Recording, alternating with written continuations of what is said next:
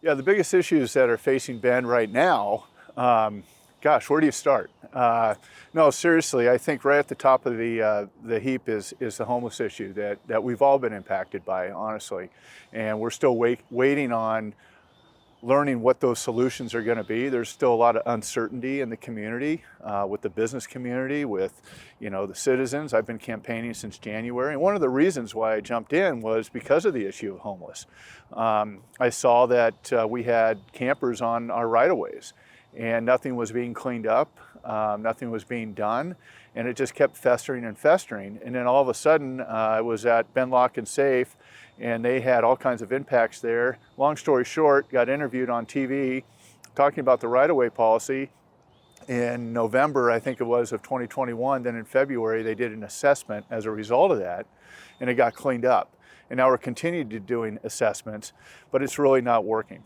The homeless issues impact our police officers, our city staff, our resources, and we just seem to be kicking the can down the road. We need some real solutions with the homeless, and we need stronger collaboration with the county and the state. Yeah, the additional issues that we do have in Bend are housing. Housing is a core function of city government. It's an ongoing issue. We have this topic on every election cycle. And we need some real solutions for housing. We need to focus on workforce housing. We need to look at our city land and how we can really work on developing that and put in some workforce housing there that's affordable for people to enter into the community and save and then transition into real home ownership. We have the Bend Central District that's been sitting there, and again, uncertainty where developers just don't know when to build. We have an opportunity zone. We have tax incremental financing. Why isn't that being leveraged? Why isn't that being prioritized right now? If it was 18 months ago, 2 years ago, we'd have some opportunities there that housing we'd start seeing some solutions and some real impact and clarity that we are focusing on the housing issue. And the third last one I really want to bring up is the fact that we've had a council that was really focused on inclusion, being equitable. But this council currently right now is partisan, in a nonpartisan seat. So we really need to bring balance. The home energy scores come up before council, and it should not be a mandatory component. Home energy scores should not be mandated. It's between the buyer and the seller, to be honest with you. It was brought to council when I served on council, and I thought we confirmed and approved that we agreed to the language, to be recommended, suggested, but not mandatory. It was up between the buyer and the seller. So no, it should not be mandated. And the other fact is that if council wants to mandate this, then they want to bring on 6 to 7 additional employees to city government. So that's expanding government. And the other thing is that there's areas in Portland and other parts in the state where this has been mandated, but it has not been enforced. It has not been successful.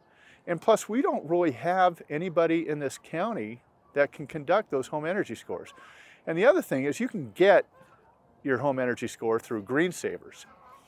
So there's lots of resources available if a buyer and a seller really want to look at that.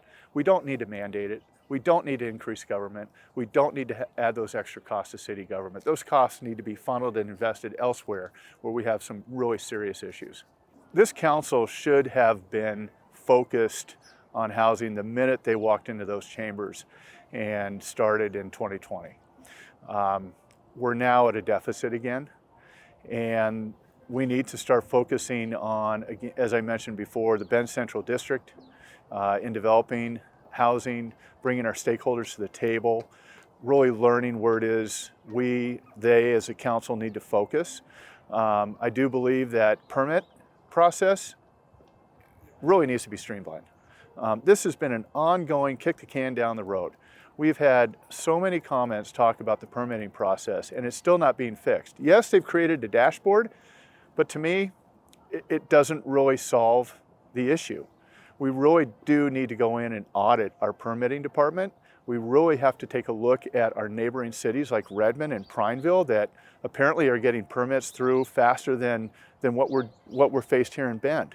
We have examples through EDCO, Economic Development of Central Oregon, where the executive director, the interim executive director, says the Bend brand has been tarnished because we cannot get permits processed fast enough, which is costing hundreds and thousands of dollars to developers. And those costs obviously get put back into the development, which then keeps the housing prices high. The other area is that we need to expand and work on the urban growth boundary. And we need to focus in the Bend Central District and the opportunity zones. I'm Chris Piper. I'm running for mayor for the city of Bend. Please, I look forward to your vote November 8th. I would like to say that moving forward, if you are truly feeling not being listened to and that this city council is not engaging with you, then we need to bring better balance into city council. We need to make sure those seats are nonpartisan and that this council serves the greater good of the Bend community. If you want that, then vote for Piper on November 8th.